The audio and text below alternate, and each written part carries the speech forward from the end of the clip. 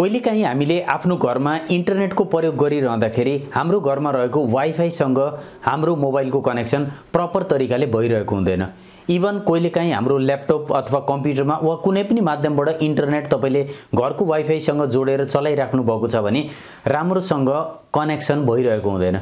यस्तो अवस्थामा हामीले के गर्ने? यदि हाम्रो वाइफाईमा समस्या आयो वा हाम्रो मोबाइलमा वाइफाई टिपे तापनि इन्टरनेट चलिरहेको छैन भने त्यस्तो अवस्थामा हामीले यसको समाधान कसरी निकाल्न सकिन्छ त? आज मैले यो भिडियो अन्तर्गत रहेर तपाईलाई यस्ता केही टिप्सहरु बताउन गइरहेको छु जस अन्तर्गत तपाईले सजिलैसँग यस्तो खालको प्रब्लम आयो भने आफै समाधान गरेर आफ्नो घरमा इन्टरनेटलाई लगातार चलाउन सक्नुहुन्छ। यदि तपाईले पनि यस बारेमा जान्न चाहनुहुन्छ भने यो भिडियोलाई अन्तिमसम्म हेर्नु होला। साथीहरु, यदि तपाईले यो भिडियोलाई YouTube च्यानल अन्तर्गत पहिलो पटक हेर्दै हुनुहुन्छ भने YouTube च्यानललाई सब्स्क्राइब गरिदिनु होला। साइडमा रहेको बेल आइकन प्रेस गरेर अल नोटिफिकेसन अन गरिदिनु होला, जसले गर्दाखेरि आगामी समयमा आउने यस्तै खालका भिडियोहरु मिस हुने छैनन्। नमस्कार, म कृष्णघिमिरे आजको यो भिडियोमा तपाईलाई स्वागत गर्न चाहन्छु। ल साथीहरु, टपिक सुरु गरौँ।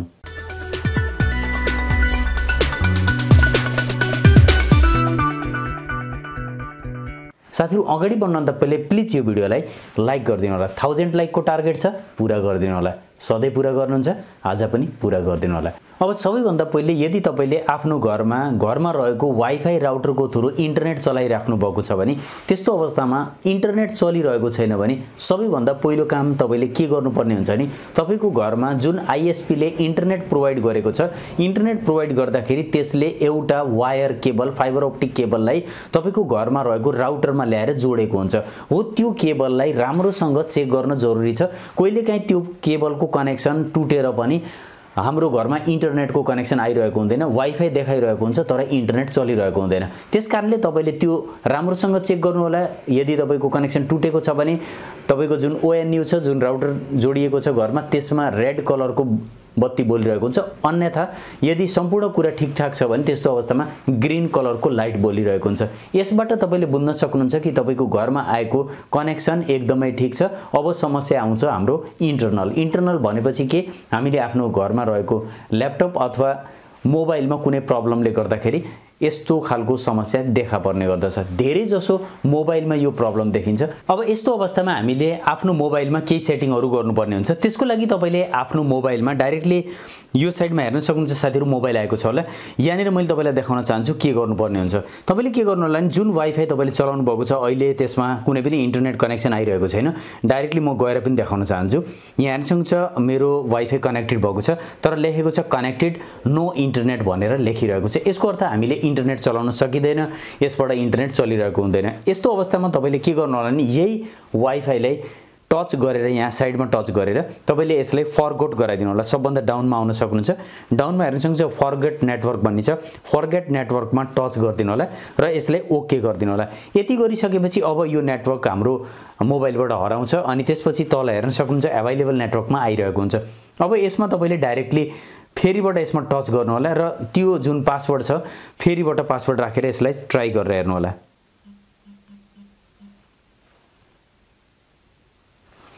अब हेर्न सक्नुहुन्छ फेरिबाट मैले कनेक्ट गरेको छु तर पनि अहिले पनि कनेक्सन राम्रोसँग भएको छैन, कनेक्टेड तर नो इन्टरनेट लेखिरहेको छ।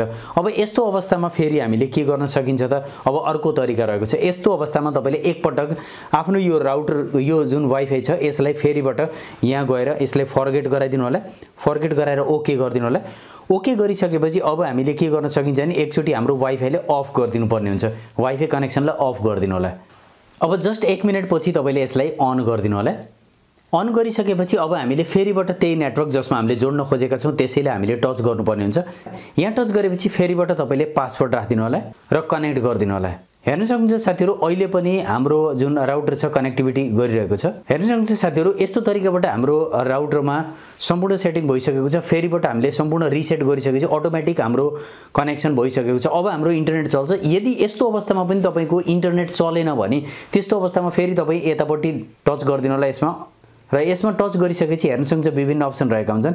यहाँनिर तल हेर्न सक्नुहुन्छ आईपी सेटिङ भन्ने अप्सन रहेको हुन्छ। आईपी सेटिङमा टच गर्नु होला। आईपी सेटिङमा टच गरेर स्ट्याटिक आईपी गराइदिनु होला। स्ट्याटिक। अब स्ट्याटिक आईपी गराएपछि तपाईले यसमा केही चेन्ज गर्न जरुरी हुन्छ। भनेपछि आईपी एड्रेस देखाइरहेको छ माथि, यसलाई तपाईले चेन्ज गर्नु होला। जस्तै यहाँ 192.168.1.1 1110 गराइदिएँ 112 गराइदिएँ मैले 112 यही आईपी एड्रेस राखे पनि हुन्छ तपाईले थोरै चेन्ज गर्नु होला जुन आईपी एड्रेस पहिले त्यहाँ रहेको थियो त्यसपछि तल हेर्न सक्नुहुन्छ गेटवेलाई केही नगर्नु होला र तल हेर्न सक्नुहुन्छ डीएनएस 1 भनेको छ डीएनएस 1 र 2 मा हामीले के चेन्ज गर्नुपर्ने हुन्छ डीएनएस 1 मा गएर तपाईले 8.8.8.8 प्रत्येक पटक डट लगाएर 8888 चार पटक राख्दिनु होला र यति गरिसकेपछि डीएनएस 2 भन्ने छ डीएनएस 2 मा 8844 नै रहने हुन्छ त्यसैले गर्दा यहाँनिर तपाईले 8.8.4.4 यही राख्दिनु होला यति राखिसकेपछि अब सम्पूर्ण काम भइसकेको छ र माथिपट्टि तपाईले टिक लगाइदिनु होला माथिबाट टिक गर्दिनु होला यति गरिसकेपछि हामीले सम्पूर्ण सेटिङ गरिसकेका छौं अब यो एक पटक स्टार्ट हुन्छ हेर्न सक्नुहुन्छ यहाँ ट्याप टु शेयर पासवर्ड भनेको छ अब यो हाम्रो नेटवर्क फेरिबाट चलिसकेको छ यो सेटिङ तपाईले आफ्नो मोबाइलमा गर्नुभयो भने यदि कुनै पनि कारणले मोबाइलमा इन्टरनेट चलिरहेको छैन भने सजिलैसँग तपाईले आफ्नो वाइफाई को प्रब्लमलाई रिसल्भ गरेर सजिलैसँग वाइफाई मा नेटवर्कलाई जोड्न सक्नुहुन्छ अब हेर्न सक्नुहुन्छ साथीहरु अब हामीले यहाँ कनेक्टिभिटी गरिसकेका छौं मैले अब इन्टरनेट चलाएर पनि देखाउँछु तपाईलाई मैले यहाँ हेर्न सक्नुहुन्छ हामी युट्युब चलाइरहेका छौं